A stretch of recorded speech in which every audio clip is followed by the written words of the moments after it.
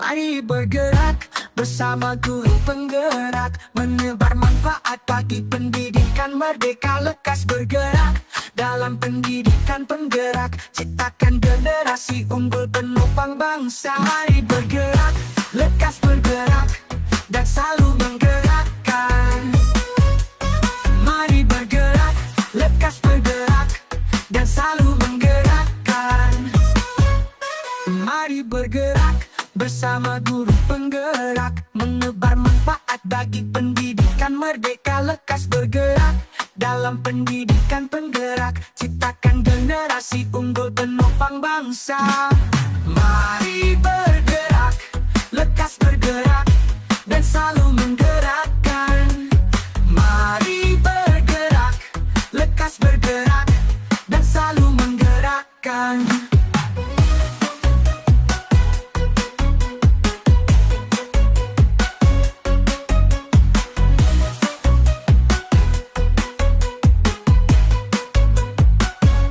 Mari bergerak bersama guru penggerak, menebar manfaat bagi pendidikan merdeka. Lekas bergerak dalam pendidikan penggerak, ciptakan generasi unggul penopang bangsa. Mari bergerak, lekas bergerak, dan selalu menggerakkan. Mari bergerak, lekas bergerak, dan selalu menggerakkan.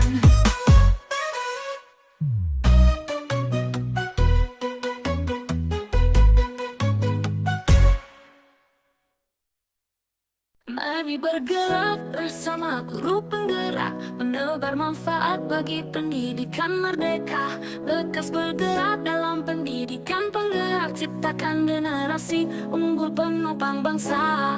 Mari bergerak, lekas bergerak, dan selalu menggerakkan.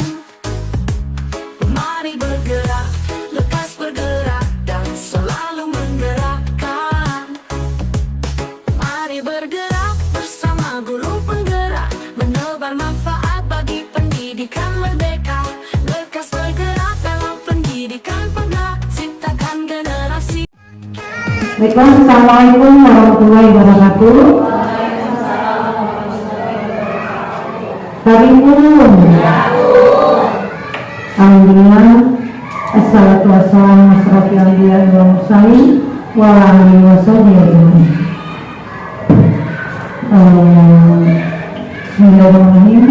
Wa bismillahi sholli wa yassiril amri wa miqdatan min lisani yafqahu qawli. Yang saya hormati Ibu dan Bapak Guru SD2 Palapa, guru hebat.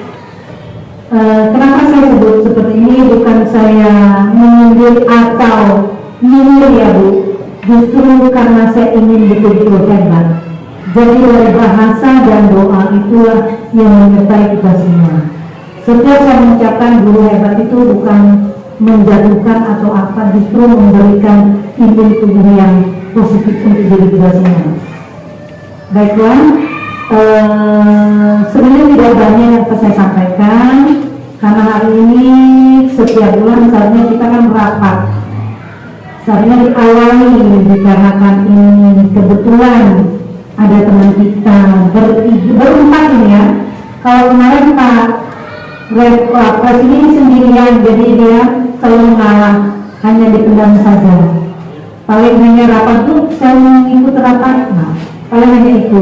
Jadi karena di berempat, jadi Bu gimana caranya rapat? Nah itulah kelebihan seorang wanita. Ini bukan seorang wanita, empat wanita loh. Dan jadi itulah kekuatan mereka.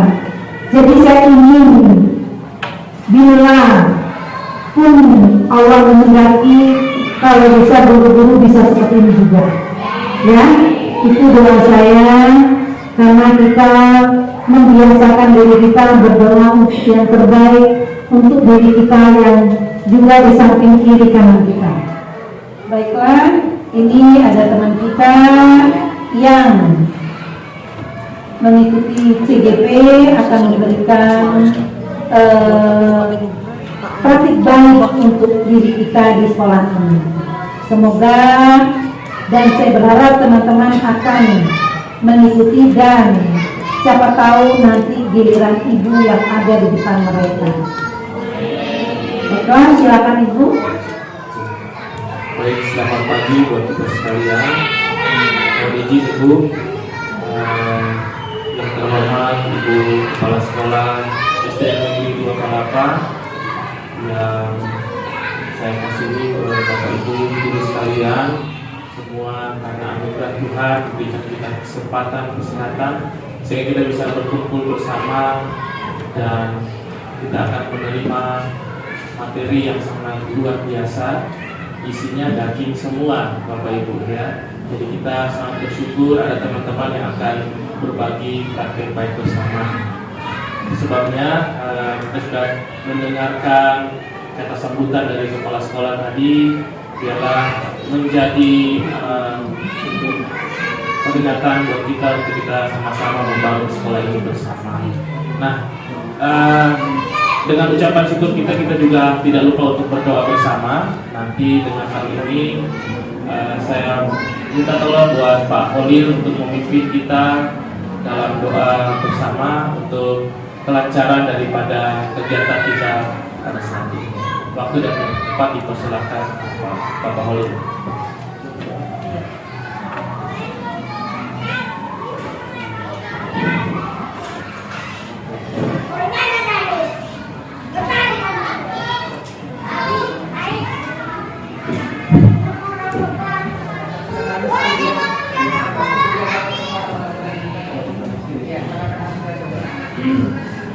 Bapak Ibu, kita berdoa. Namun sebelum berdoa, saya ini sebenarnya saya ini merasa banyak dosa. Saya doa sendiri ini nggak kabul, belum kabul atau nggak kabul nggak tahu. Saya doain anak saya sendiri aja nggak sehat-sehat. Anak saya sakit parah, saya mendoakan dia sendiri itu nggak sehat. Mungkin doa dari orang-orang lain. Jadi intinya saya berdoa di sini hanya mimpin di depan. Pada intinya yang ngabulin itu Tuhan, nggak tahu dari hati ibu-ibu yang bersih-bersih ini mau apa. Dari saya sendiri saya merasa banyak dosa. Saya malu sebenarnya di depan ini, tapi nggak apa boleh buat ya Bu.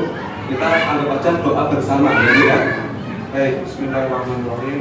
Allahumma shalli ala sayyidina Muhammad wa ala alihi wa ashabihi ajma'in. Alhamdulillahirabbil alamin.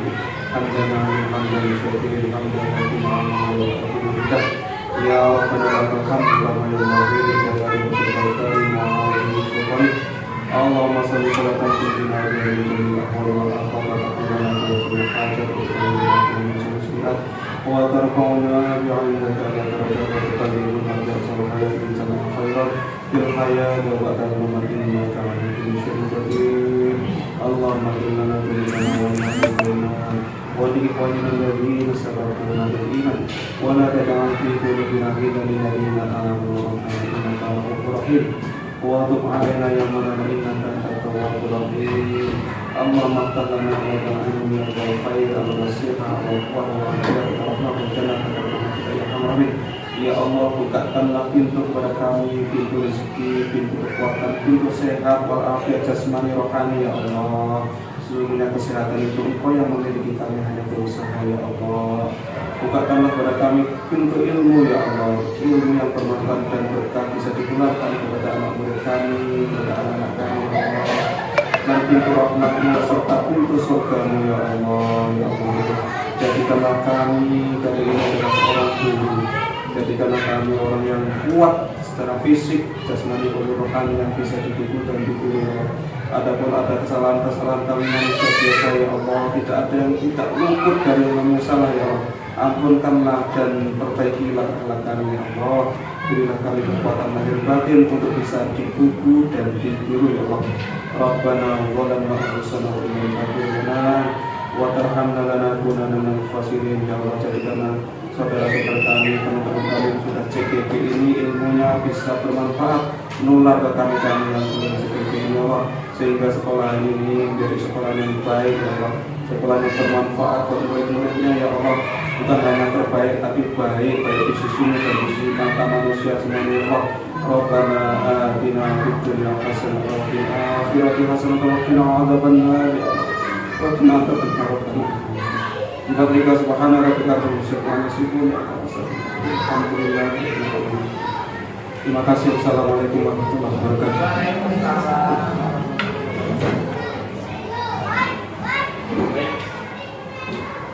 Terima kasih buat Bapak Wali telah membuka kegiatan kita hari ini dengan doa bersama. Dan untuk tujuan hari ini kita materi tentang budaya positif. Teman-teman CGP Angkatan 11 akan berbagi praktik baik.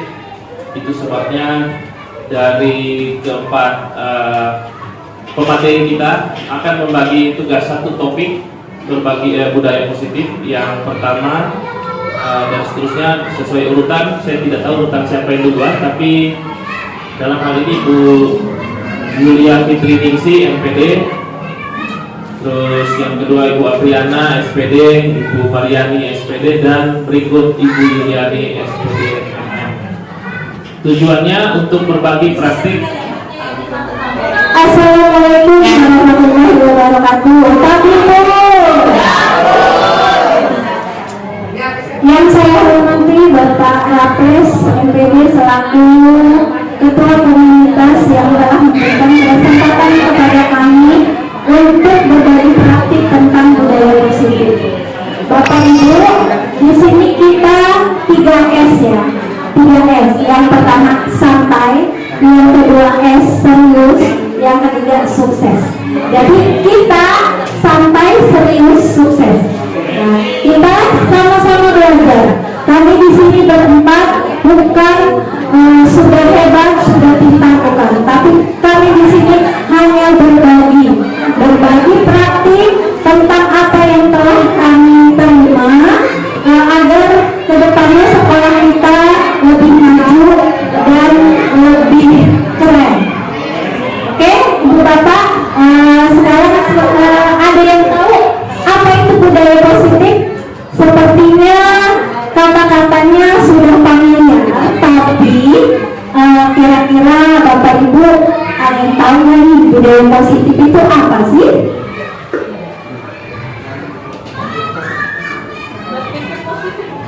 Ya, berpikir positif, Pak Ibu. Melakukan hal-hal baik, ya. Melakukan hal-hal baik, positif, ya. Jadi budaya positif di sini adalah perwujudan atau kebiasaan, ya, tentang dari nilai-nilai kebaikan atau kebajikan atau keyakinan kita yang diterapkan di sekolah, ya. Jadi contohnya misalnya tentang saling menghormati, toleransi. Nah, yang seperti Ibu kita bilang tadi, kalau pagi kita suruh menyapu, ternyata Bu benar itu diajarkan di kurikulum merdeka ini. Menurut filosofi Ki Hajar Dewantara bahwa budaya positif ini harus diterapkan di sekolah, ya. Itu yang kami terima di pembelajaran CGP ini. Kemudian lanjut. Nah, budaya positif ini memiliki konsep inti, ya. Yang pertama adalah perubahan paradigma belajar. Yang kedua, motivasi perilaku manusia. Dan yang ketiga, posisi kontrol restitusi. Yang keempat adalah segitiga restitusi. Nah, perubahan paradigma belajar ini kemudian nanti dibagi lagi menjadi 3, ya, yaitu disiplin positif, yang kedua kebutuhan dasar kita sebagai manusia, dan keyakinan kelas. Nah, pembelajaran paradigma baru di dalam kurikulum merdeka ini menurut Ki Hajar Dewantara, pembelajaran dengan paradigma baru merupakan pembelajaran yang berdiferensiasi. Nah, apakah pembelajaran berdiferensiasi? Ada yang sudah mendengar? Ya, berbeda-beda sesuai karakter siswanya. Iya, berbeda-beda sesuai karakter siswanya. Apalagi Bu? Ada yang tahu? Ya, jadi pembelajaran berdiferensiasi ini adalah pembelajaran yang menurut menyesuaikan kemudian dengan minat belajar siswa. Nah, kita sebagai guru bukan belajar ya udah belajar siswa yang lihat buku teks itu apa ya udah, ternyata bukan Bu, kita harus terus belajar memperkaya ilmu kita untuk lebih sesuai dengan apa yang diharapkan kepada Dewantara tadi, yaitu pembelajaran berdiferensiasi ya, sehingga peserta didik dapat belajar sesuai kebutuhannya berdasarkan tahap perkembangan yang menunjukkan profil belajar Pancasila ya.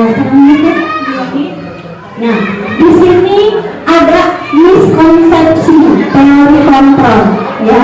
Di sini dijelaskan oleh Dr. William Glasser yaitu tentang ilusi guru mengontrol murid. Biasa kita kalau ada anak yang nakal, ya itu juga saya juga begitu kadang ya. Tapi saya belajar di sini belajar, kita sama-sama masih belajar. Yang kedua adalah ilusi bahwa semua penguatan positif, efektif dan bermanfaat. Dan yang ketiga adalah ilusi bahwa kritik dan membuat orang merasa bersalah dapat menguatkan karakter. Contohnya misalnya, nak kamu sih gara-gara kamu nih gurunya dengar kepala sekolah, ternyata itu tidak baik. Ya, membuat anak merasa bersalah itu ternyata tidak baik menurut Ki Hajar Dewantara. Nah, selanjutnya dulu. Ilusi bahwa orang dewasa memiliki hak untuk memaksa. Nah, kita sebagai orang dewasa ternyata tidak boleh memaksa anak didik kita untuk membentuk karakternya bukan dengan memaksa, tetapi kita memberikan contoh dan memberikan kebiasaan-kebiasaan dengan menanamkan nilai-nilai karakter. Bagaimana sih cara mengubah paradigma stimulus respon ke pendekatan teori kontrol tadi? Ya, yang pertama adalah kita harus realistis kebutuhan. Nah, di mana kebutuhan kita ini sama dengan yang teori kontrolnya adalah kebutuhan setiap anak berbeda. Nah, jadi setiap anak itu terlahir berbeda, tidak semua sama. Jadi yang kemudian semua orang melihat hal yang sama. Nah, setiap orang memiliki gambaran yang berbeda. Selanjutnya kita mencoba mengubah orang agar berpandangan sama dengan kita. Nah, itu tidak baik karena kita berusaha memahami pandangan orang tentang dunia. Tidak sama antara saya dengan Pak Raka, saya dengan Opik itu berbeda. Jadi kita harus saling menghargai. Nah, kemudian perilaku guru dilihat sebagai suatu kesalahan. Teori kontrolnya adalah semua perilaku memiliki tujuan. Nah, saya ngambil ini. Kata Bu, Miss Yuli, tidak baik kamu tidak sopan. Nah, itu pasti dia punya tujuan. Anak itu terlambat kenapa? Anak itu nakalin temannya itu kenapa? Jadi semua memiliki tujuan. Nah, kemudian orang lain bisa mengontrol saya. Nah, hanya Anda yang bisa mengontrol diri Anda. Jadi hanya kita sebagai guru yang bisa mengontrol diri kita itu guru. Ya kalau kita udah marah-marah ke murid itu cuma kita yang bisa mengontrol diri kita. Ya, kemudian pemaksaan ada pada saat bujukan gagal. Nah, ini kita bisa berkolaborasi dan menciptakan pilihan-pilihan baru kepada anak. Selanjutnya berpikir menang atau kalah. Nah, di sini teori kontrolnya adalah model berpikir menang-menang. Jadi menang kalah ya, bukan menang kalah tapi menang-menang. Nah, di sini tadi dari budaya positif tadi ada namanya disiplin positif. Nah, disiplin positif ini berasal dari kata Latin yaitu disciplina yang artinya adalah belajar. Nah, disiplin positif ini mengacu pada disiplin diri kita yang artinya seseorang memiliki disiplin diri untuk bertanggung jawab terhadap apa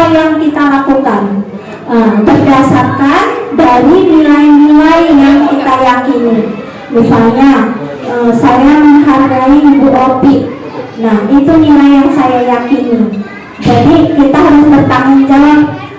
Kalau sendalnya Bu Opi saya pinjam, berarti saya harus melayaninya, ya. Nah, di sini disiplin positif merupakan salah satu cara penerapan disiplin yang bertujuan untuk menumbuhkan kesadaran serta memberdayakan peserta didik tanpa imbalan atau penghargaan. Nah, ada juga riwayat ancaman atau hukuman itu tidak baik ternyata, ya. Nanti sesi selanjutnya akan dipaparkan oleh teman-teman saya. Nah, sebagai pendidik, tujuan kita adalah menciptakan anak-anak yang memiliki disiplin diri yang berasal dari diri mereka sendiri, ya, sehingga mereka bisa berperilaku dengan mengacu pada nilai-nilai kebajikan universal. Nah, tadi kata yang sudah saya katakan itu kan tadi, nilai-nilai universal, yaitu bersifat umum seperti cinta tadi, tanggung jawab, toleransi tadi, menghargai satu sama lain. Lanjut. Nah, ini ya nilai-nilai kebajikan. Nah, kalau di sekolah kita dan kalau kita memakai kurikulum Merdeka, berarti kita memakai profil pelajar Pancasila. Pasti semua sudah tahu, ya, beriman, bertakwa, mandiri, gotong royong. Insya Allah semua guru di sini sudah paham itu. Nah, di sinilah 9 pilar karakter yang diharapkan oleh kinerja Dewantara untuk anak-anak Indonesia memiliki profil pelajar Pancasila. Nah, kemudian keterampilan hidupnya, dia dapat dipercaya, lurus hati, pendengar yang aktif, tidak merendahkan orang lain, kemudian memberikan yang terbaik untuk dari dirinya sendiri. Nah, di sini ada nanti teori, motivasi, hukum, dan penghargaan serta restitusi yang akan disampaikan oleh Ibu Ana. Nah, yang tadi hanya penyampaian awal di mana pemahaman tentang budaya positif. Nanti selanjutnya gimana cara guru bisa menerapkan restitusi atau segitiga restitusi, ya, kemudian bagaimana kita memilih kebutuhan murid berdasarkan keyakinan kelas, membuat keyakinan kelas.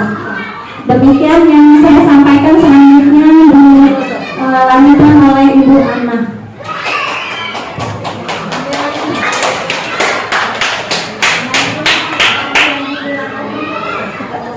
Assalamualaikum warahmatullahi wabarakatuh.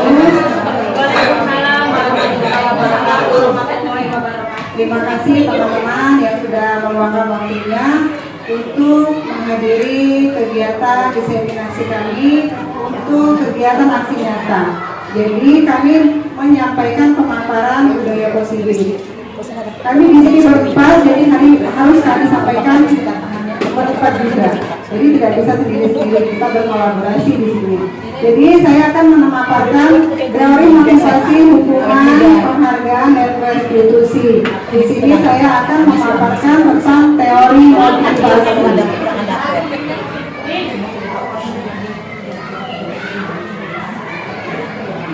Menurut Diane Gosen dalam bukunya Restructuring School Discipline menyatakan ada 3 motivasi perilaku manusia. Yang pertama, untuk menghindari ketidaknyamanan atau hukuman. Ini adalah tingkat terendah dari motivasi perilaku manusia. Biasanya orang yang motivasi perilakunya untuk menghindari hukuman atau ketidaknyamanan akan bertanya, apa yang akan terjadi apabila saya tidak melakukannya? Jadi semuanya itu harus kita lakukan mulai dari diri kita, tentang kesadaran kita. Di sini kami, di CGP ini kami banyak sekali ilmu yang kami dapatkan berdasarkan harapan di Hajat Dewantara. Kami itu harus sebagai pendidik harus seperti apa. Jadi ketika kita menghindari ketidaknyamanan atau hukuman, kita akan datang terpaksa. Sama seperti kita menjadi guru pun, ini bukan dari diri kita sendiri. Jadi kita tuh tidak menghargai dengan pekerjaan kita. Jadi sekarang kita guru, datang cuma ngajar pulang, seperti yang disampaikan ibu kepala sekolah tadi. Kita tidak peduli dengan lingkungan kelas yang kotor, kita tidak peduli dengan anak-anak yang belajar semaunya. Nah itu artinya kita bekerja hanya untuk menghindari ketidaknyamanan dan hukuman. Jadi, Bu, saya dulu pembantunya 5. Kok saya sampai ke sekolah jadi pembantu? Nah, itulah kita yang berkabar kepada murid. Ya, jadi sekolah ini milik kita, rumah kedua bagi kita.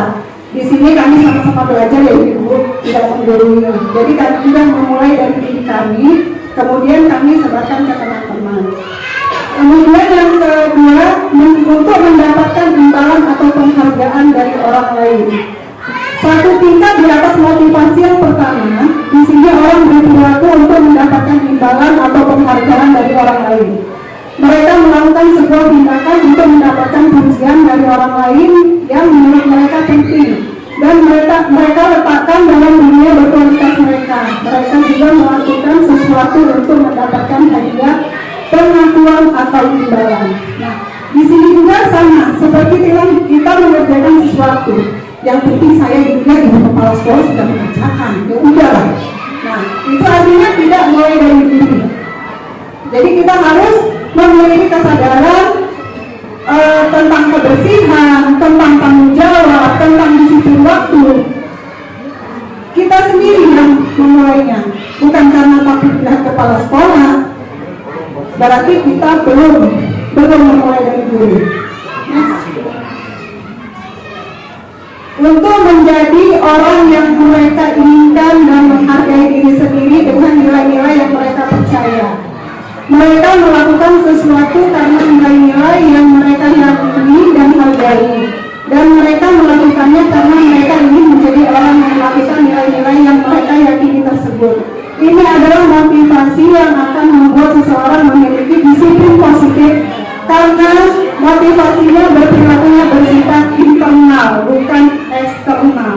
Jadi dia melakukan sesuatu sesuai dengan dirinya, tidak mengharapkan imbalan, tidak takut hukuman, atau tidak istilahnya sekarang ini cari muka. Ya, muka kita udah ada, nggak usah dicari-cari, beginilah. Ya, nggak hilang nggak nambah. Jadi nggak usah cari-cari muka. Next. Hukuman, konsekuensi, dan restitusi. Apa sih hukuman, konsekuensi, dan restitusi itu? Hukuman tidak berencana atau tiba-tiba. Kemudian murid tidak tahu apa yang akan terjadi atau tidak dilibatkan. Bersifat satu arah, berupa hukuman fisik atau psikis. Sama seperti kita menyalahkan anak melakukan sesuatu. Air tumpah, kok bisa kamu tumpah gitu? Nah, dia juga nggak mau sebetulnya air itu tumpah. Dari situ hal-hal kecil. Jadi kita hukuman kamu ambil apel, itu juga nggak bisa. Seperti itu.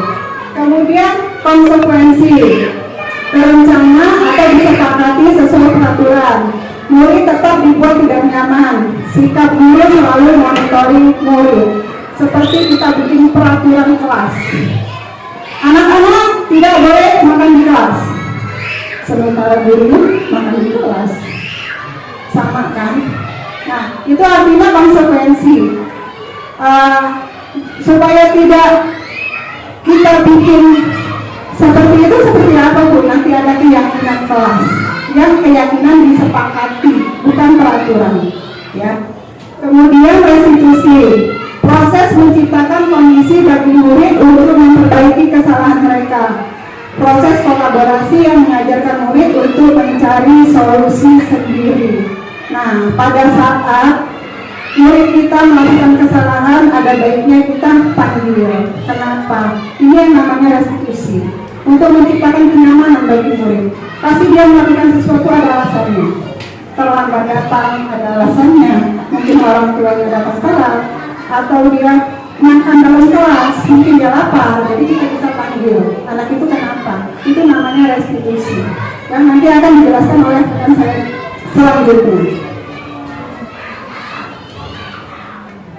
Hukuman itu adalah sesuatu yang menyakitkan dan harus terjadi, contohnya. Kemudian konsekuensi sesuatu yang harus terjadi. Restitusi merupakan pilihan. Itu salah satu contohnya ya. Sekarang kita akan mencoba mana yang restitusi, mana yang hukuman, mana yang konsekuensi. Ibu-ibu boleh bantu ya, bantu dipilih jawabannya yang mana. Yang pertama, mencatat 100 kali di dalam buku kalimat, saya tidak akan terlambat lagi.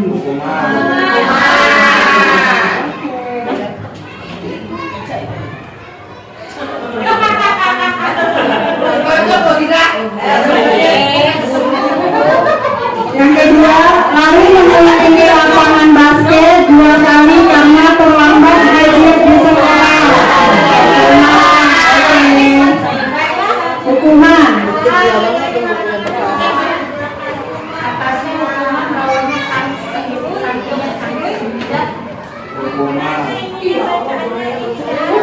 Membersihkan coretan yang dibuatnya di meja tulis. Hukuman atau sanksi? Sanksi karena kesalahan dia. Konsekuensi. Ya, yang pertama hukuman. Yang kedua hukuman. Membersihkan coretan yang dibuatnya di meja tulis. Konsekuensi.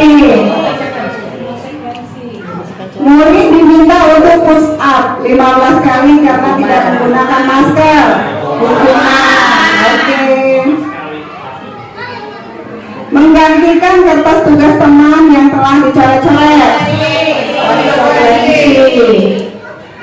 Berjemur di lapangan basket pukul 12 siang karena mengobrol dengan teman. Hukuman. Oke. Murid diminta bertelanjang kaki sepanjang hari karena tidak menggunakan sepatu warna hitam. Hukuman.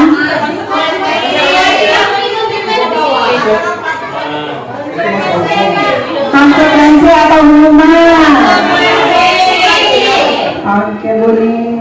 Berdiri di depan kelas sambil mengangkat kaki satu karena tidak bisa menjawab pertanyaan. Hukuman. Membersihkan tumpahan air di meja tulis karena tersenggol atau salah belajar. Konsekuensi.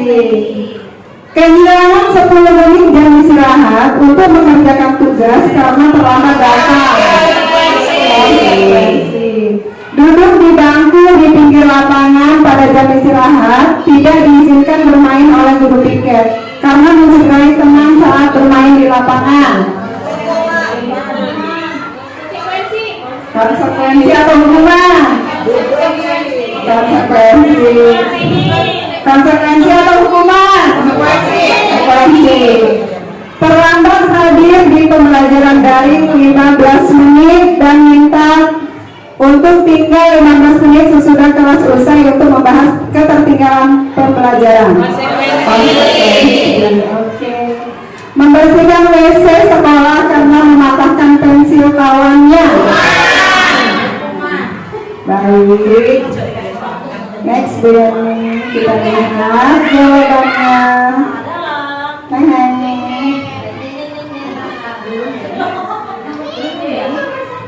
Nomor 1 adalah konsekuensi. Salah ya?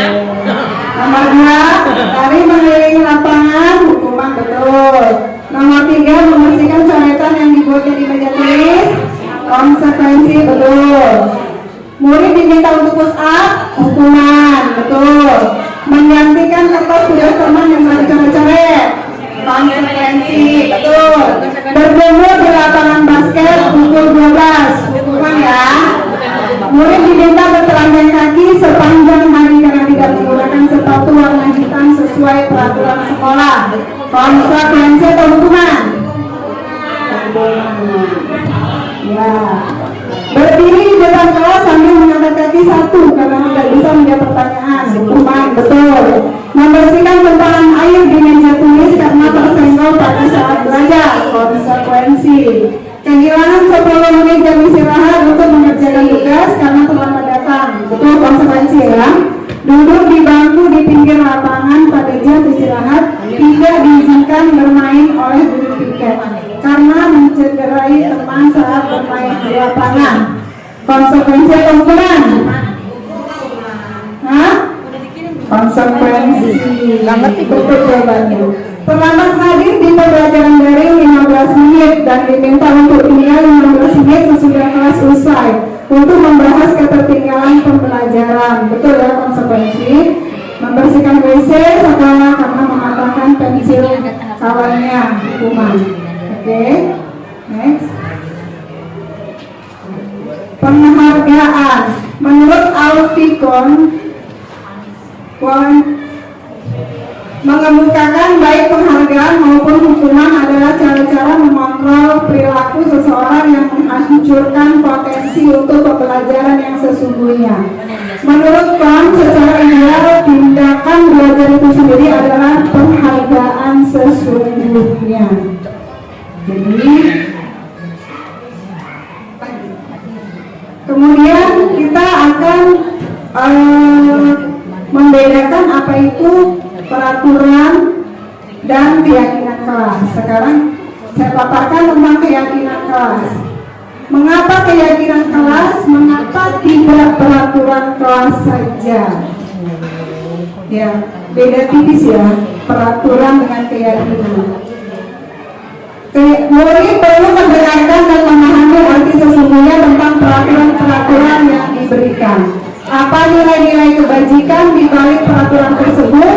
Apa tujuan utamanya sehingga bukan sekedar mengikuti serangkaian peraturan-peraturan yang mereka atur tanpa memahami tujuan mulianya.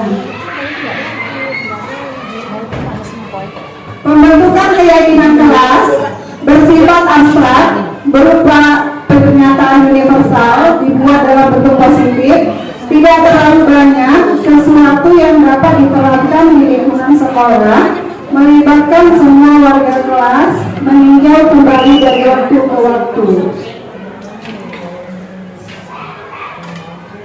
Selanjutnya, teman saya akan memaparkan.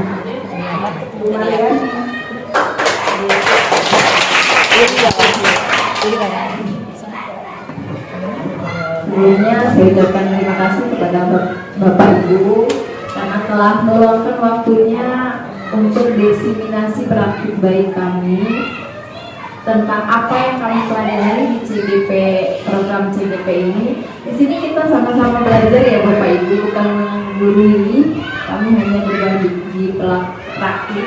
Baik, saya akan melanjutkan tentang kebutuhan dasar manusia dan dunia berkualitas. Jadi seperti yang Ibu Ning tadi katakan tentang teori kontrol, semua memiliki tujuan. Jadi apa yang kita lakukan, tindakan apapun yang kita lakukan itu memiliki tujuan, yaitu memenuhi kebutuhan dasar manusia ini. Ada 5 kebutuhan dasar manusia. Yang pertama, bertahan hidup. Itu bertahan hidup itu berhubungan dengan fisiologis kita, dengan biologis kita, ya misalnya kita makan, kemudian minum, ya kebutuhan hidup kita ya. Nah, ya biasanya anak-anak di dalam kelas itu, nah yang nakal-nakal misalnya ada yang makan di kelas, nah itu mereka itu sebenarnya sedang memenuhi kebutuhan dasar mereka, entah kasih sayang, entah bertahan hidup, entah kesenangan, kebebasan. Nah misalnya kalau bertahan hidupnya ada anak yang makan di kelas, kalau dia ditanya kenapa lapar misalnya, itu berarti bertahan hidup. Kalau misalnya dia ditanya kenapa kamu makan di kelas, nah karena saya bosan dengan pelajarannya Bu, jadi saya makan aja. Itu tentang kebebasan atau kesenangan. Next. Jadi kebutuhan bertahan hidup itu berkaitan dengan sifat fisiologis, diantaranya makan, tempat untuk berlindung, beristirahat, keamanan, kesehatan, reproduksi juga merupakan bertahan hidup. Next, kebutuhan kasih sayang dan rasa diterima. Hal ini mengidentifikasi kebutuhan akan hubungan dengan relasi sosial, keluarga, sahabat, teman, pasangan, teman kerja, atau kelompok. Kebutuhan ini melibatkan ketulusan dan kehangatan di dalamnya.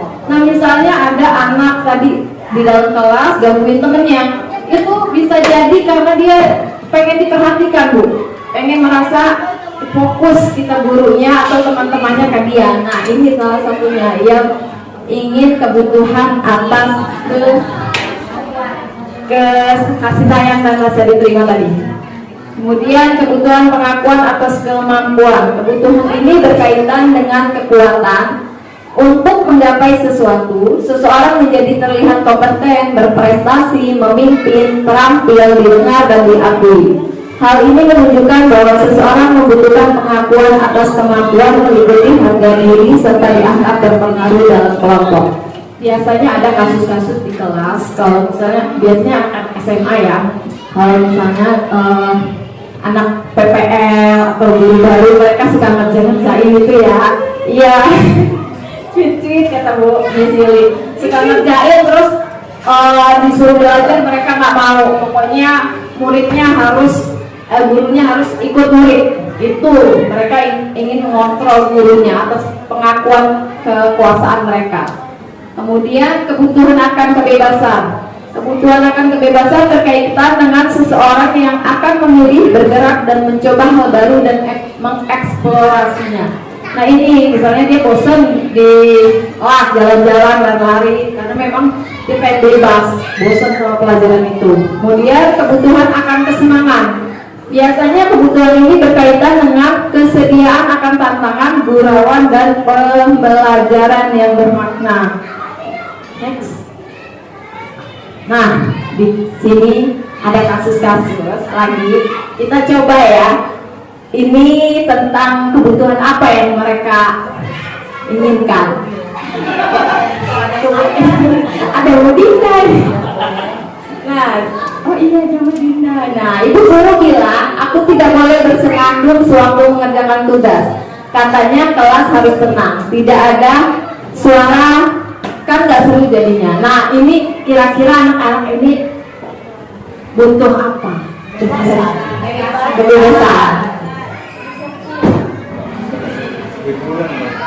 Kebebasan, benih. Kebutuhan kebebasan atau kesenangan? Kesenangan.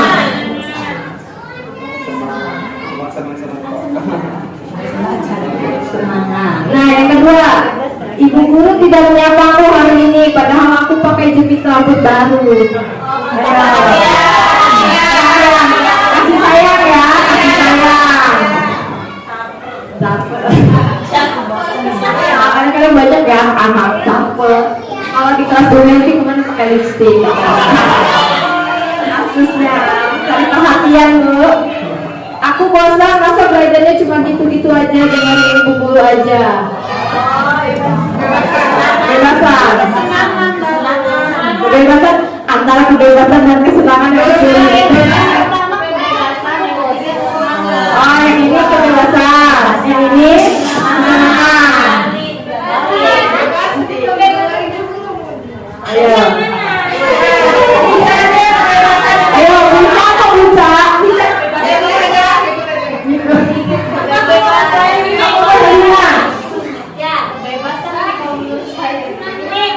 Dua-dua.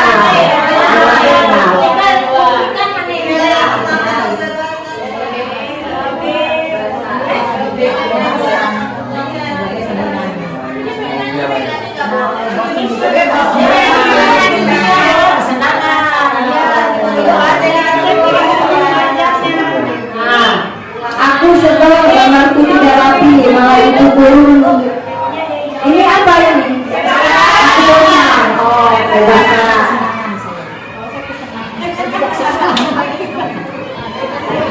Ini yang selanjutnya, aku sebel gambarku tidak rapi, malah ibu guru nunjukin ke teman teman-temanku di depan kelas. Kasih sayang.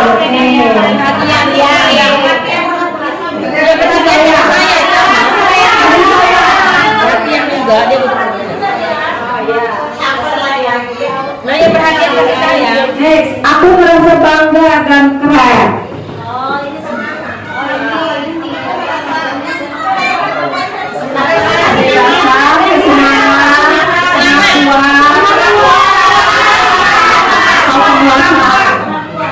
Atau penguasaan.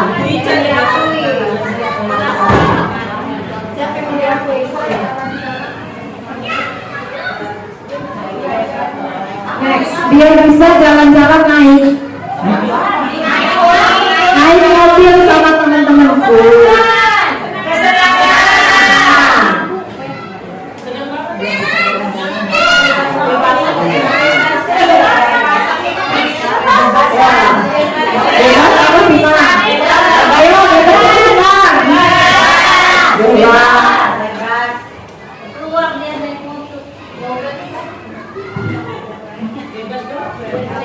Aku senang bisa pergi ke tempat-tempat yang aku suka. Bebas, seneng banget. Yes, menyetir mobil itu seru.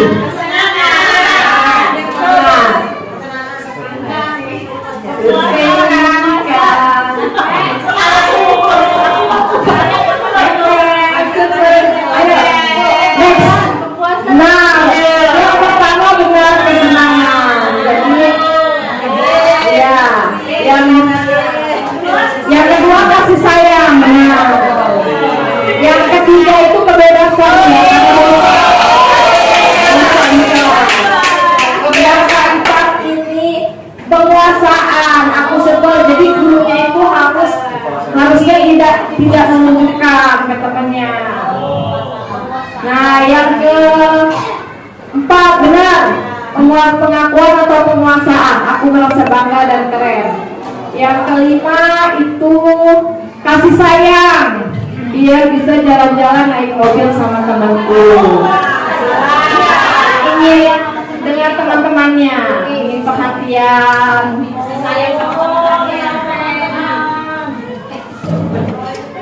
Aku senang bisa pergi ke tempat-tempat yang aku suka, kebebasan. Bebas dia. Bebas dia, biar bisa bergerak.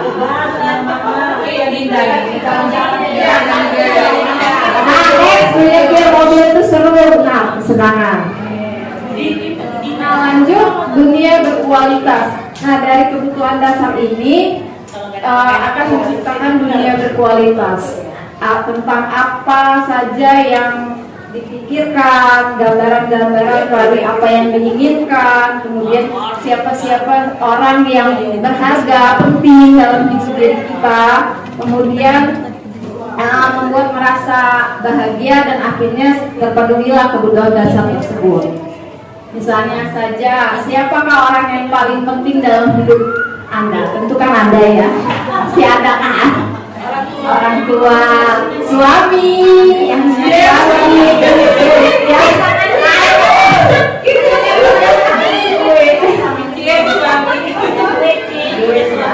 Nilai-nilai kebajikan apa yang penting dalam hidup Anda? Di dalam hidup ini kita mau jadi apa? Nah, nilai-nilai kebajikan ini yang apa sih buat kita supaya menjadi seperti apa yang kita inginkan, nilai-nilai kebajikan apa yang akan kita tanamkan, kemudian menjadi orang yang ideal, karakter atau sifat apa yang Anda inginkan. Nah, dari 5 kebutuhan dasar itu, anak-anak itu kan beragam di kelas ya Bu. Nah, kita harus punya 5 posisi kita ada 5 posisi kontrol guru dari anak-anak yang berusaha memenuhi kebutuhan dasar itu. Bagaimana cara kita untuk menjadi guru yang terbaik? Nah, ada 5 posisi kontrol guru, yaitu pembunuh, pembuat rasa bersalah, teman, pemantau, dan manajer. Nah, kalau penghukum tadi yang sifatnya kasar, menunjuk-nunjuk, menghardik, pokoknya hukumannya itu berat lah ya, membuat murid itu kadang kalau anak SD kayaknya kalau nonton itu tidak sih ya, tapi sakit hati ada, jadi dia nggak mau misalnya kita lempar nih, besoknya nggak mau sekolah, ya kan, itu takut. Tapi kalau SMA biasanya dikerjain lah gurunya kan, entah motornya, entah mobilnya, di pentilnya dicopot pakai.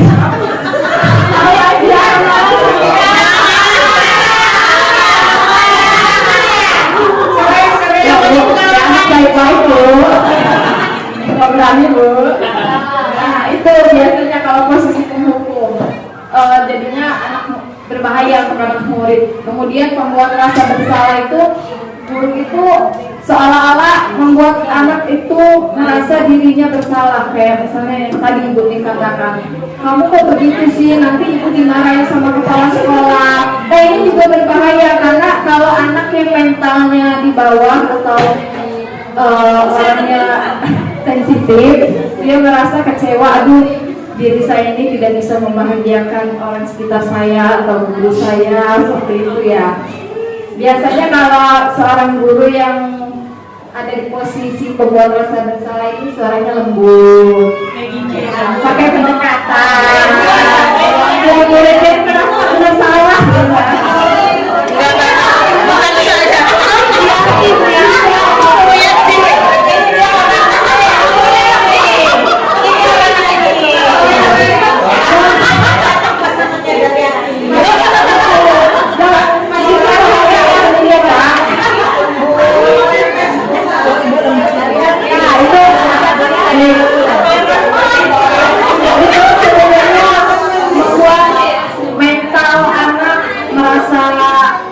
Apalagi kalau anak itu sensitif ya, jadi dia merasa tidak enak hati. Nah kalau posisi teman ini murid guru akrab sama murid, udah berasa teman lah, jadi murid merasa akrab dan hanya akan menurut pada guru tersebut. Biasanya ini wali kelas ini kalau kita yang SD, kalau guru bilang studi masuk udah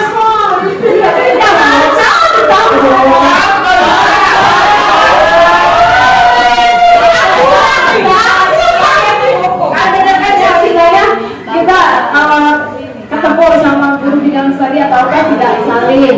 Sementara kalau sama wali kelasnya belum. Ya. Ada wali kelas lain masuk di 2D misalnya ya. Guru 2A ini nggak diambil, 2D aja yang diambil. Ya kan? Jadi biasanya makanya kita sebisa mungkin agar semua murid itu kita rangkul, mau dari kelas mana aja atau bisa kelas sendiri. Nah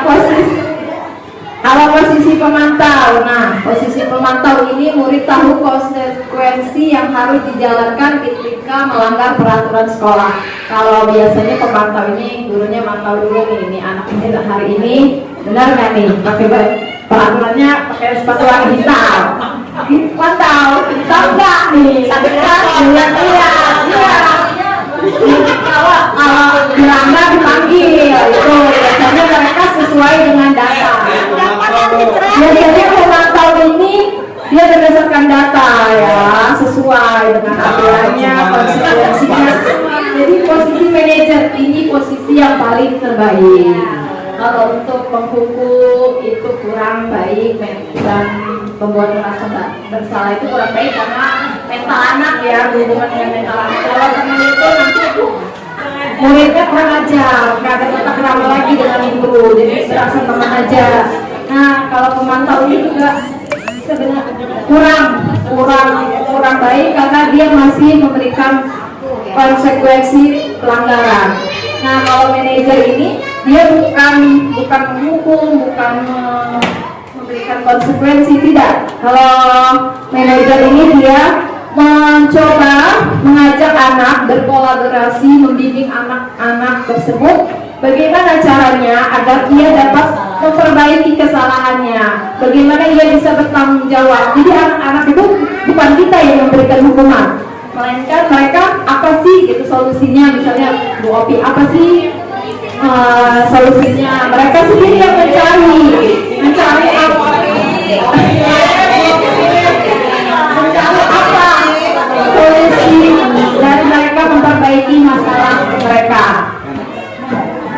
Nah, ini contoh video sebagai posisi dan 5 posisi kontrol. Sudah sama kamu Mbak. Sana, kamu keliling lapangan basket 2 kali. Kenapa saya harus ke lapangan basket, Bu? Kenapa? Kamu melawan ibu. Berani-beraninya jawab. Sudah terlambat, masih berani jawab pula.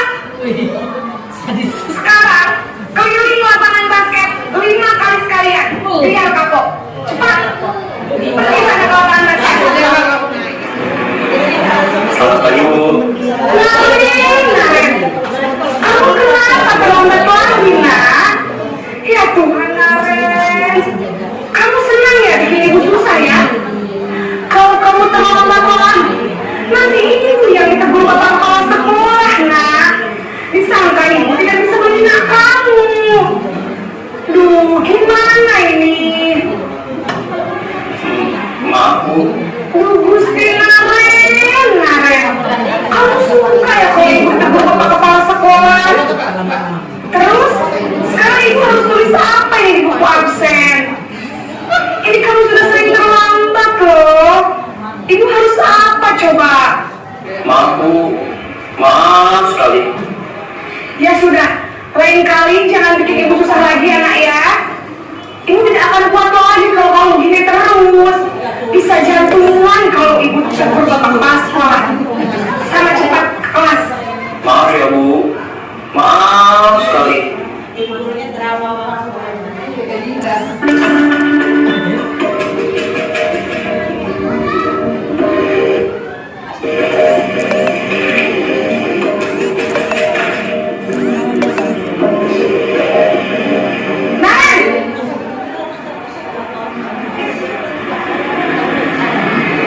Selamat pagi, Bu. Wah, sudah jam berapa ini nak? Terlambat lagi ya saya. Iya, Bu. Habis ibu saya lupa bangunkan saya, Bu.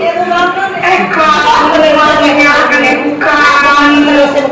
Kamu bukannya anak yang paling kencang. Kok terlambat sih? Iya, Bu. Saya memang terlambat bangun tadi. Jadi, biarpun saya lagi kencang, tetap nggak kejar, Bu. Ya sudah sana.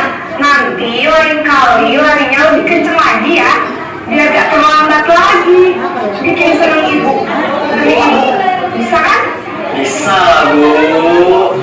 Ya sudah sana masuk kelas. Ibu beresin urusan absen kamu. Kamu ini ada-ada saja.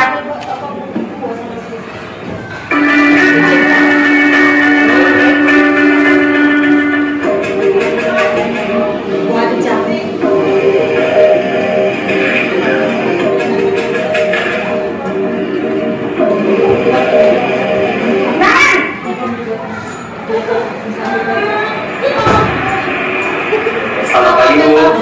Naren, apa peraturan sekolah kita tentang jam berapa kita harus masuk sekolah, nak? Kita harus di sekolah jam 7, Bu. Iya betul, sekarang sudah jam 7.20. Naren sudah tahu konsekuensinya jika terlambat hadir. Paham, Bu.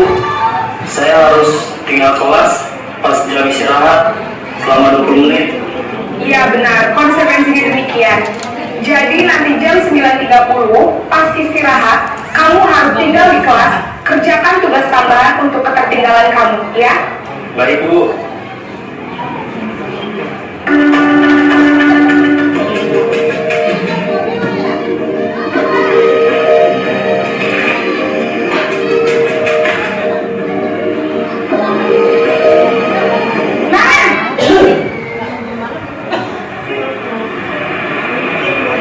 Selamat pagi, Bu. Selamat pagi, Naren. Maaf, Bu. Saya terlambat. Iya, sekolah masuknya jam 7, sekarang sudah jam 7.20. Jadi sekarang bagaimana ini, Naren? Maaf, Bu. Saya lupa setel alarm saya semalam. Baiklah, menurut kamu, keyakinan sekolah yang mana yang perlu kamu tingkatkan? Menghargai diri sendiri dan orang lain mungkin ya Bu. Setuju. Jadi, apakah Naren meyakini prinsip saling menghormati tersebut? Iya Bu, saya meyakininya. Apakah Naren bersedia memperbaiki masalah keterlambatan ini? Bersedia Bu. Bagaimana kamu akan perbaiki masalah keterlambatan ini? Saya akan coba untuk tidak lupa awal saya Bu. Baik, kalau Naren umpamanya terlarang di rumah, ada orang yang kira-kira bisa bantu mengingatkan tidak? Ada Bu, kata saya, Kak Emma. Ada lagi selain Kak Emma? Selain Kak Emma, ada ibu saya. Baik, jadi yang mengingatkan Naren adalah Kak Emma dan ibu kamu ya? Kira-kira akan mulai set alarm kapan nih Naren? Setelah pulang sekolah, akan segera saya lakukan.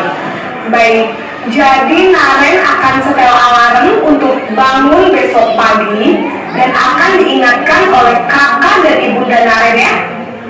Ada lagi yang mungkin perlu dilakukan Naren agar tidak terlambat bangun lagi? Tidak ada Bu. Baik Naren, terima kasih untuk kerjasama kamu. Sekarang kamu perlu kembali ke kelas untuk belajar. Baik Bu, terima kasih. Baiklah Bapak Ibu, tadi kita sudah menyaksikan video tentang 5 posisi kontrol ya. Di situ terlihat jelas perbedaannya. Nah, yang paling baik itu, yang enak didengarnya itu posisi manajer. Dia membimbing, menemukan solusi. Tadi Naren itu ditanya dulu kenapa terlambatnya, terus keyakinannya apa yang telah dilanggar, atau kesepakatannya sekolah yang dilanggar, kemudian menanyakan bagaimana solusinya. Jadi anak sendiri yang berpikir sehingga dia bisa bertanggung jawab untuk apa yang telah diajukan, solusi yang telah diajukan tadi. Nah, nanti posisi manajer itu dalam menyelesaikan masalahnya menggunakan restitusi, segitiga restitusi yang akan disampaikan oleh Ibu Yuliani.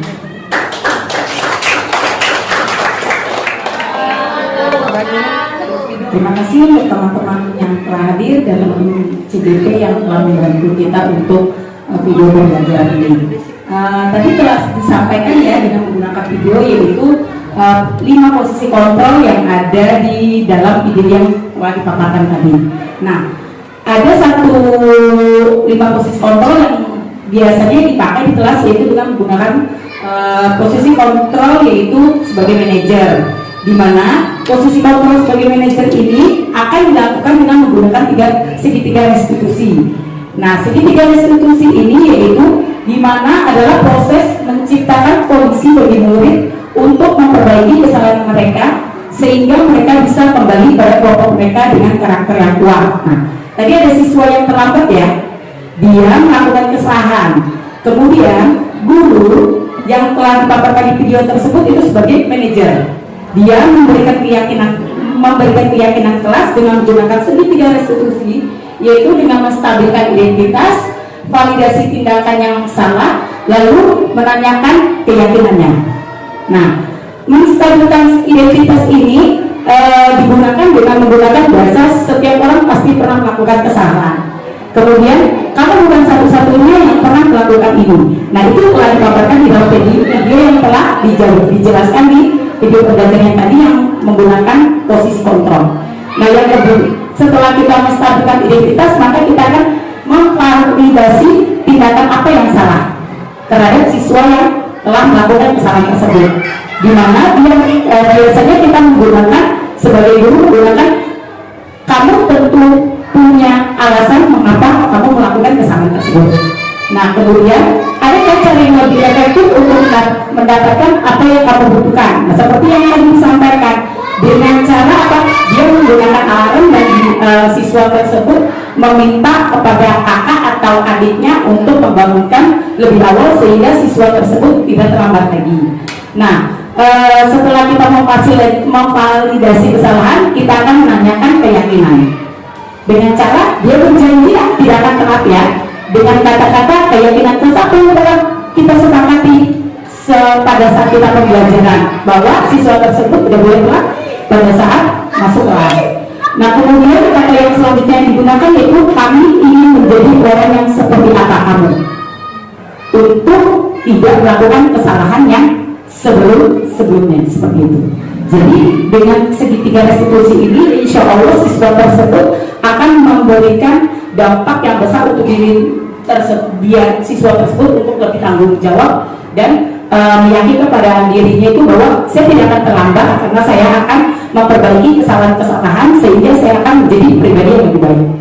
Nah, ini cara menstabilkan identitas yaitu di mana bagian dasar dari segitiga itu bertujuan untuk mengubah identitas anak dari orang yang gagal karena melakukan kesalahan menjadi lebih sukses. Nah, anak yang melanggar peraturan karena sedang mencari perhatian adalah anak yang sedang mengalami kegagalan. Dia mencoba untuk menentukan kebutuhan dasarnya, namun ada benturan. Kalau kita mengkritik dia, maka tidak akan tetap membuatnya dalam posisi yang gagal. Jadi siswa yang melakukan kesalahan itu bukan berarti dia salah. Kemungkinan dia ada sesuatu yang gagal yang menjadikan siswa tersebut menjadi membuat kesalahan. Nah, di mana dia berbuat salah itu tidak apa-apa. Jadi siswa itu kita itu bukan sebagai pengukur, tetapi kita ini sebagai pendengar. Makanya dan di dalam filosofi Ki Haji Dewantara itu guru itu menuntun, bukan menuntut. Nah, yang kemudian selanjutnya itu tidak ada manusia yang sempurna. Saya juga pernah melakukan kesalahan seperti itu. Kita bisa menyelesaikan ini. Bapak Ibu tidak tertarik mencari siapa yang salah, tapi Ibu atau Bapak kita mencari solusi. Nah, kamu berhak merasa begitu. Apakah kamu sudah menjadi teman yang baik buat diri kamu sendiri? Ini cara untuk memvalidasi tindakan yang salah. Lanjut Ibu. Oke. Nah, oh ya, yang tadi itu menstabilkan identitas. Nah, setelah menstabilkan identitas, kita akan memvalidasi kesalahannya itu anak yang melakukan hukuman itu seperti apa. Nah, dengan cara itu kamu pasti punya alasan mengapa hal itu terjadi. Nah, yang pernah tadi saya sampaikan dengan video pembelajaran tadi. Kemudian kamu patut bangga pada dirimu sendiri karena kamu telah melindungi sesuatu yang penting buatmu. Kemudian kamu boleh mempertahankan sikap itu, tapi kamu harus menambahkan sikap yang baru. Jadi menjadi lebih baik dengan menambahkan sikap yang baru. Lanjut Ibu. Nah, setelah memvalidasi, maka kita akan menanyakan keyakinan. Nah, di mana teori kontrolnya menanyakan keyakinan ini bahwa kita pada dasarnya termotivasi secara internal. Ketika identitas sukses telah tercapai, maka ada langkah 1 dan tingkah laku yang salah telah divalidasi menjadi langkah yang kedua. Kemudian langkah kedua itu menjadi menanyakan keyakinan, dihubungkan dengan nilai-nilai yang dia percaya dan berpindah menjadi orang yang dia inginkan dengan cara apa yang kita percaya sebagai kelas atau keluarga, apa nilai-nilai umum yang telah kita sepakati di kelas, apa bayangan kita tentang kelas yang ideal, kamu jadi orang yang seperti apa nantinya. Lanjut Ibu. Nah, ini ada video pembelajaran cara melaksanakan posisi kontrol guru sebagai manajer dan kita memvalidasi kesalahan yang dilakukan oleh siswa. Ini video ini yaitu mencerminkan siswa yang terlambat sekolah. Nah, guru sebagai manajer itu memberikan keyakinan kelas kesalahan apa yang dilakukan oleh si siswa dan cara memperbaikannya itu seperti apa, yaitu dengan menggunakan segitiga restitusi, menstabilkan identitas, memvalidasi kesalahan dan meyakini kelas seperti apa. Ini selanjutnya akan kita kasus ini akan kita bahas menjadi tanya jawab ya. Ini masuk ke dalam segitiga restitusi yang seperti apa dia menjadi apa? Ya, maksudnya yang pertama menstabilkan identitas, validasi tindakan kelas atau keyakinan. Ya, di sini saya akan membacakan sebuah kasus yaitu guru matematika dan wali kelas 8 di mana Ibu Santi ini sedang sakit sehingga dia tidak dapat masuk untuk mengajar dan akhirnya dicarikan guru pengganti yaitu Ibu Eni. Nah, Ibu Eni ini baru 2 tahun mengajar dan menjadi guru di SMP. Beberapa murid perempuan seperti Titi dan Natali mengetahui bahwa hal ini mulai menggunakan kesepakatan dan di siswa Vivi dan Natali ini mengambil kesempatan bahwa guru kelasnya tidak hadir. Nah, jadi si Vivi dan Natali ini bersikap seenaknya, terus ketawa, tidak mengindahkan kehadiran Bu Eni. Nah, Bu Eni ini mencoba untuk menyapa Vivi dan Natali dengan ramah, halo. Nah, akan tetapi mereka itu mereka tetap fokus untuk mengerjakan tugas. Jadi Bu Eni ini, kalau Assalamualaikum, ayo kita fokus ke dalam pembelajaran yang Ibu sampaikan, tetapi si Vivi dan Natali ini mengabaikan. Nah, namun Vivi dan Natali ini malah tertawa, Ibu santai aja kali Bu. Mereka tetap tidak mengerjakan tugas dan malah mengobrol. Nah, kemudian keesokan harinya Ibu Santi memanggil Vivi dan Natali serta menanyakan tentang laporan Bu Eni yang menjadi pengganti Bu Santi. Nah, Ibu Santi ini menanyakan apakah mereka bersedia melakukan perbaikan permasalahan yang ada. Vivi dan Natali sempat ragu-ragu dan membela diri, namun pada akhirnya mengatakan dia akan meminta maaf. Nah, Ibu Santi menanggapi bahwa tindakan itu tidak boleh saja dilakukan bila mereka sungguh-sungguh ingin meminta maaf. Namun Ibu Santi menanyakan kembali, apa yang mereka bisa lakukan untuk menggantikan rasa tidak dihormati Ibu Santi? Baik Vivi maupun Natali mengakui bahwa perilaku yang mereka lakukan itu tidak sesuai dengan keyakinan kelas. Ibu Santi lalu melanjutkan kembali apa yang akan mereka lakukan untuk memperbaiki masalah yang telah mereka lakukan. Apakah ada gagasan? Setelah berpikir panjang sejenak, Natali dan Vivi itu mengusulkan bagaimana kalau mereka mengadakan sebuah diskusi kelompok dengan teman-teman sekelasnya. Teman yang mereka pilih adalah penerapan keyakinan kelas, ya, terutama tentang sikap saling menghormati dan bagaimana penerapannya di kehidupan sehari-hari yang ada di sekolah maupun di kelas. Nah, usulan kedua adalah mengirim email kepada Bu Eni tentang gagasan mereka tersebut. Mereka pun memberitahu bahwa Bu Eni itu telah memberitahu kepala sekolah, Pak Hasan, bila waktu ada ketiadaan guru maka mereka akan mengusulkan Bu Eni sebagai guru pengganti. Nah, di sini, di sini ada pertanyaan dalam kasus yang telah saya sampaikan. Gurunya sebagai apa, Vivi dan Natali itu sebagai apa, dan bagaimana cara kita melakukan segitiga restitusi. Baca ya. Nah, dalam kasus di atas itu ada langkah-langkah segitiga restitusi yang sudah dijalankan oleh Bu Santi. Nah, langkah-langkah segitiga restitusi apa yang sudah dijalankan oleh Bu Santi? Menstabilkan identitas, memvalidasi atau menanyakan keyakinan.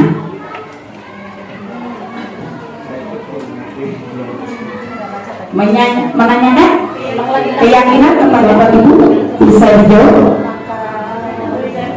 Memvalidasi keyakinan. Tindakan yang salah.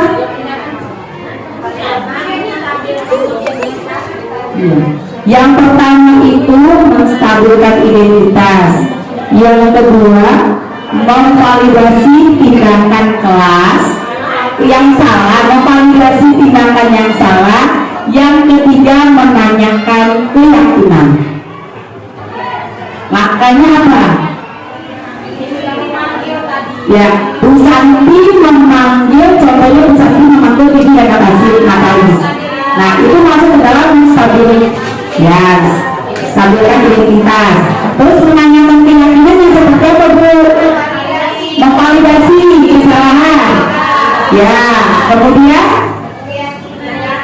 ya keyakinan kelas dengan cara dia membuat satu kelompok ya. Lalu dia menelpon Ibu Eni bahwa dia mengakui kesalahannya, meminta maaf. Seperti itu. Santi itu posisi kontrol sebagai apa? Manajer, pemukul, manajer. Ya. Nah, sudah? Dia tanya jawab terkait dengan materi yang dari awal sampai akhir. Saya kembalikan kepada moderator. Terima kasih. Assalamualaikum warahmatullahi wabarakatuh. Baik, terima kasih buat materi yang hebat, sudah menyusun materinya dengan baik untuk membekali kita. Bapak Ibu, kita tiba pada ruang tanya jawab. Silakan Bapak Ibu, kita mulai dari 3 pertanyaan pertama. Bagi Bapak Ibu yang merasa masih bingung, aduh saya nih guru, saya termasuk yang mana nih? Saya apakah tipe penghukum atau mungkin tipe yang mana gitu? Bapak Ibu boleh silakan ya. Ya, boleh langsung saja. Ya, Pak Holil 1, siapa lagi? Putri 2, ya, Bu Dina 3. Pak Holil duluan, silakan. Jadi Pak Pres dan tempat guru materi itu kan di kelas-kelas kan jadi beberapa tipe ya, penghukum, pemantau, kemudian sampai terakhir manajer ya. Gimana kalau keempat-empatnya itu ada pada guru itu? Terkadang dia jadi ini, di situasi tertentu dia jadi ini, jadi manajer juga bisa. Terima kasih. Terima kasih Pak. Apa mau langsung dijawab atau langsung dulu? Oke, biar baik, silakan. Assalamualaikum warahmatullahi wabarakatuh. Terima kasih atas pertanyaannya Pak Holil. Memang di sini tadi pertanyaannya bagaimana jika guru memiliki beberapa posisi kontrol. Nah, saya mencoba menjawab ya Pak Holil. Jadi memang seharusnya guru itu menempatkan dirinya pada 5 posisi kontrol tadi. Kadang guru boleh menjadi teman, guru boleh menjadi penghukum. Penghukum itu lebih dihindari ya Pak ya. Tapi kalau sebagai pemantau, nah yang lebih idealnya lagi kita sebagai manajer. Di sini juga kami ini belajar, mungkin merefleksikan diri. Oh saya ini memang ternyata belajar ini Pak. Ternyata saya ini begini sebagai guru. Nah ternyata kemarin-kemarin itu saya penghukum. Ternyata saya kemarin-kemarin itu sebagai pemantau. Ternyata saya sebagai teman. Nah rupanya di sini kita sebagai guru diajarkan 5 posisi kontrol ini supaya guru itu lebih memilih lidernya sebagai manajer.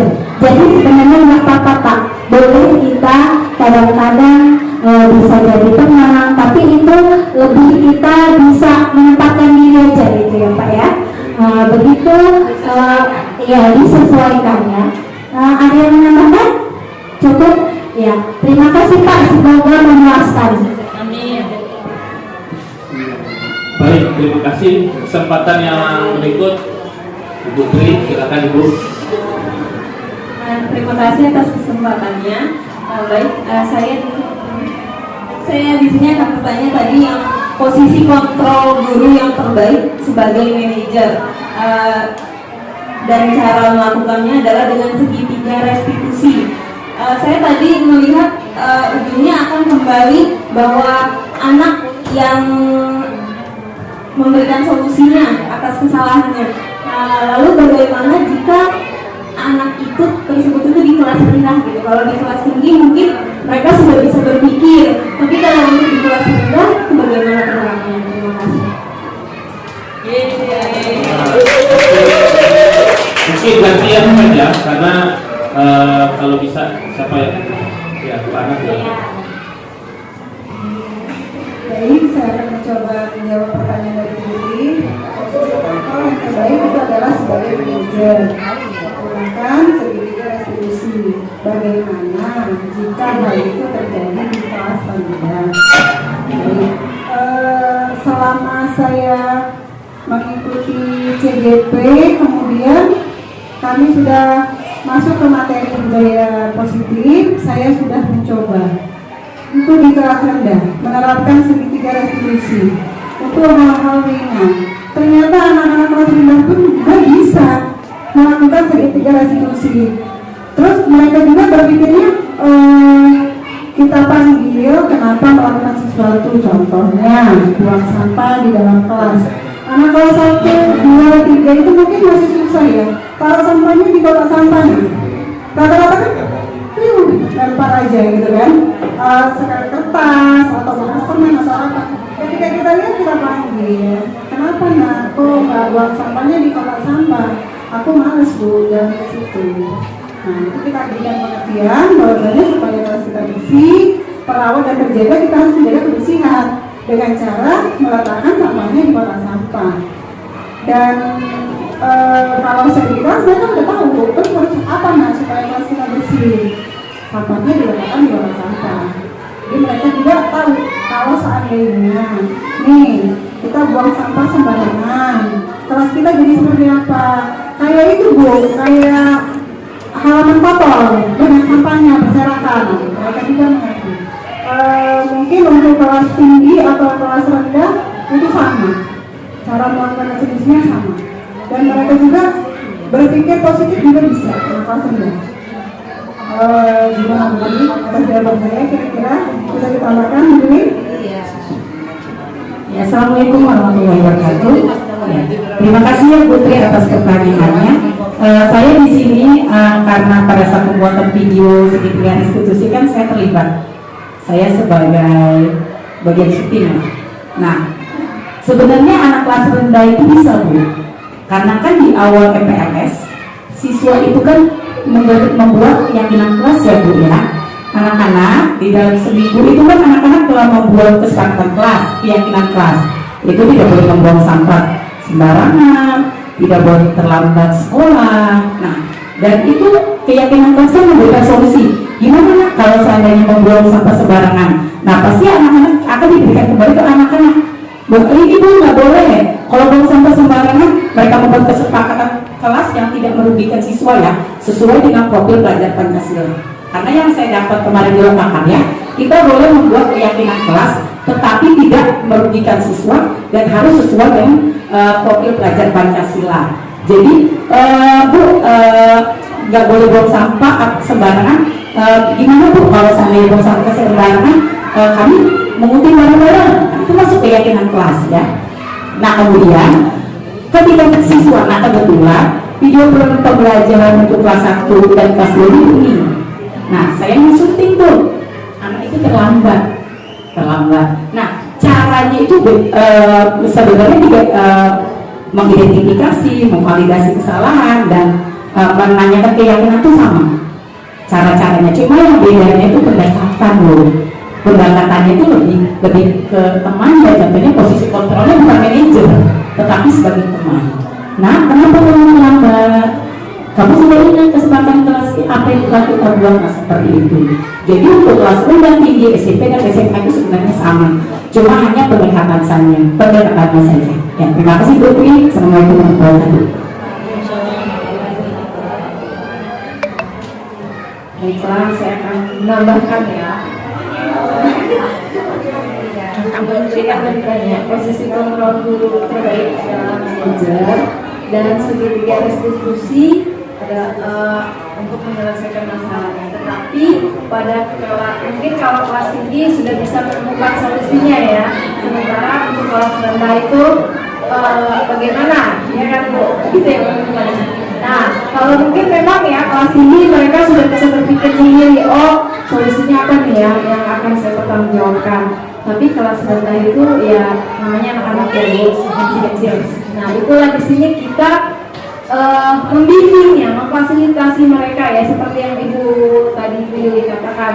bagaimana dengan pendekatan-pendekatan kita membimbing seperti apa namanya membuang sampah sembarangan itu akan berdampak kotor, jadi harus bagaimana. Memang mereka mungkin tidak bisa menemukan solusinya, sehingga kita yang membantu menemukannya bagaimana. Iya, karena mungkin anak kecil kan masih berpikirnya belum jauh, belum seperti itu. Jadi ya kita lah yang membimbing untuk menemukan solusinya. Seperti itu, Bu Tri.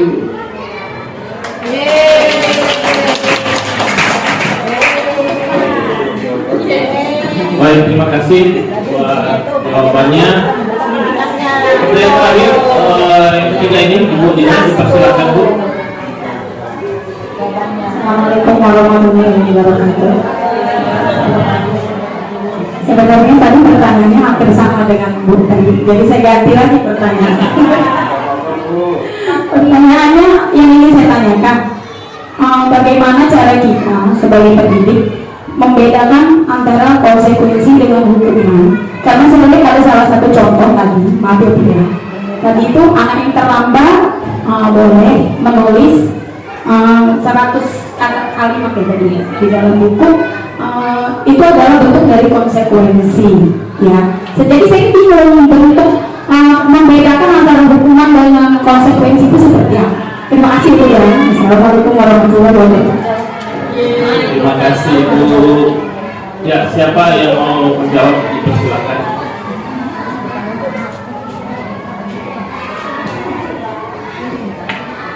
Ya, terima kasih Bu Dina Diana atas pertanyaan yang hebat. Nah, jadi cara kita membedakan antara hukuman dan konsekuensi. Kalau hukuman itu memiliki rasa anak menjadi malu, sedih, ya malu, sedih, terus sakit, nah itu hukuman. Tapi kalau konsekuensi itu sejalan Bu. Misalnya nih contohnya PJOK ya, pelajaran PJOK, dia terlambat, anak ini konsekuensinya karena kamu terlambat dokter, nah itu masih konsekuensi Bu, karena dia masih PJOK tadi olahraga gitu, masih berhubungan ya, berkelanjutan dengan contoh lagi tumpah air di meja, nah ambil kamu pel, itu masih konsekuensi walaupun dia ngepel gitu Bu, bukan yang menyakiti perasaannya, malu gitu Bu. Itu yang saya coba menjawab begitu ya. Bu, ada yang menambahkan? Konsekuensi itu Ya? Gimana? Sudah? Jelas Bu Dina? Jelas? Ya, terima kasih. Baik Bu, ya mungkin ketika ya. Terima kasih. Jadi kalau saya dengar dari Kuning, maksudnya ini kalau konsekuensi itu sesuatu yang perlu dia pertanggungjawabkan kesalahan dia sendiri. Kalau hukuman itu tidak ada sangkut pautnya dengan kesalahan. Masa dia terlambat, apa hubungannya dengan suruh lagi? Tidak ada hubungannya.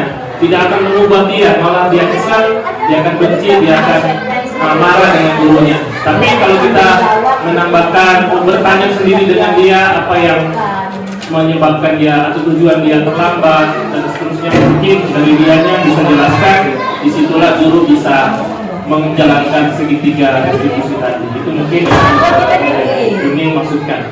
Baik, karena waktu kita sudah 11.21 ya, mungkin kesempatan terakhir, siapa yang masih bingung atau bertanya? Sudah tidak ada, baik. Kalau sudah tidak ada, untuk terakhir kalinya salah satu dari pemateri kita akan memberikan closing statement ya. Dan untuk kita bisa dengarkan kesimpulan dari semua materi yang telah kita dengarkan hari ini, kesimpulannya kita seperti apa sebagai seorang guru. Ya, dipersilakan siapa yang mewakili. Bu Karyani aja lah saya maunya. Silakan. Kayaknya lebih cocok dia.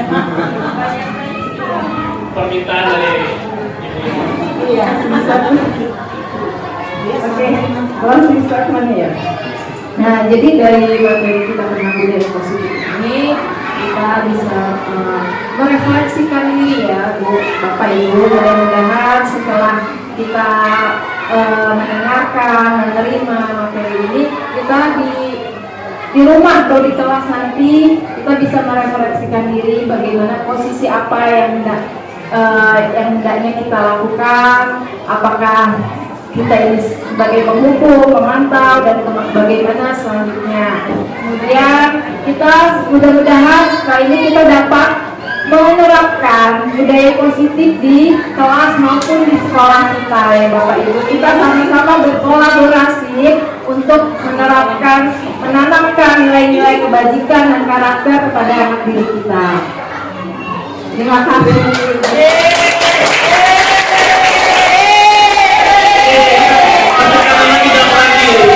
Terima kasih buat materi yang luar biasa hari ini, dan singkat saja kita akan menutup. Dan atas nama ketua dari Tombel Dupa Bagaimana, terima kasih buat pemateri. Kita tunggu pemateri dari yang lainnya, guru-guru hebat.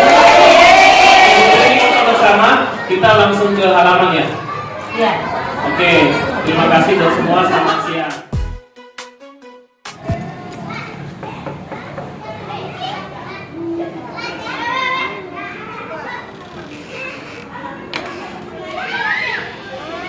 Selamat pagi kalian. Assalamualaikum. Ya, kenapa kalian terlambat?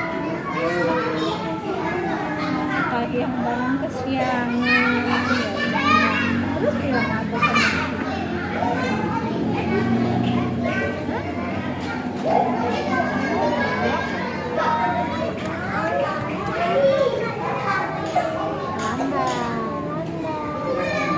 masuk tadi datang terlambat.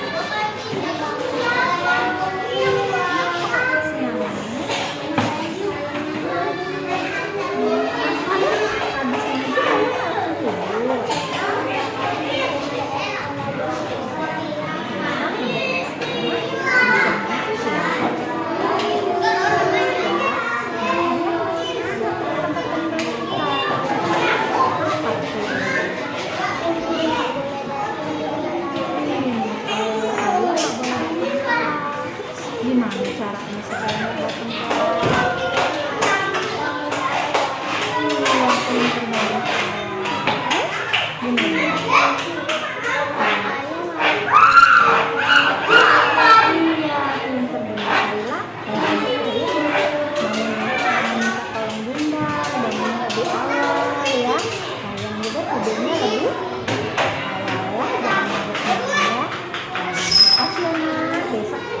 diperbaiki, jangan datang terlambat lagi ya. Ya, silakan.